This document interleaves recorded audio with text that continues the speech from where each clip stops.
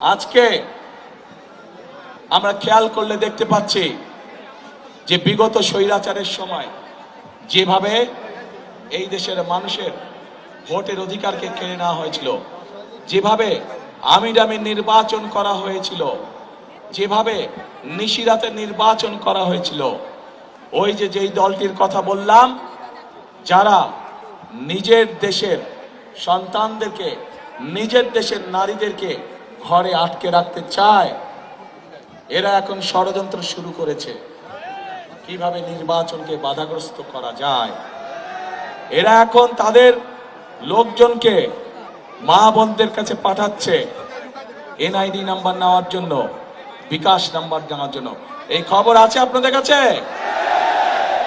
কাজেই তারা বলে সৎ লোকের শাসন কায়েম করবে। আরে ভাই, আপনাদের এই প্রস্তাবটাই তো সবচেয়ে বড় অসৎ প্রস্তাব। আপনারা অসৎ প্রস্তাব দিয়ে কাজ শুরু করে কিভাবে আপনারা মনে করেন যে আপনারা সৎ লোকের শাসন কায়েম করবেন? আপনারা সমগ্র জাতির সামনে মিথ্যে কথা বলেন যে আপনাদের অ্যাকাউন্ট হ্যাক হয়ে গিয়েছিল। বিশেষজ্ঞরা প্রমাণ করেছে আপনাদের অ্যাকাউন্ট কোনো হ্যাক কিচ্ছু হয় নাই। বাঁচার জন্য এখন আপনারা মিথ্যে কথা বলছেন। যারা নির্বাচনের আগে জনগণের সাথে মিথ্যে কথা বলতে পারে, তারা নির্বাচনের পরে কি পরিমাণ মিথ্যে কথা বলতে পারে এটি আমাদের সহজেই বোধগম্য। প্রিয় ভাই বোনেরা, আজকে নির্বাচনকে বিতর্কিত করার জন্য, বাধাগ্রস্ত করার জন্য এরা উঠে পড়ে লেগেছে।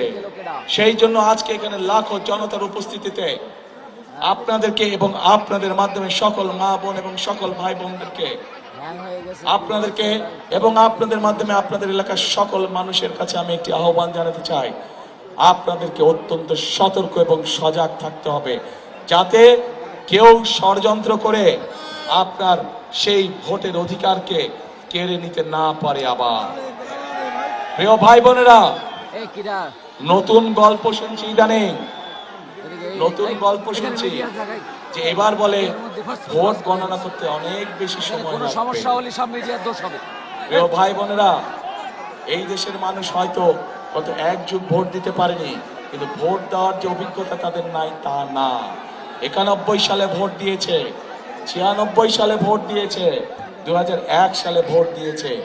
ভোট গণনা করতে কেমন সময় লাগে বাংলাদেশের মানুষের সেই ধারণা আছে।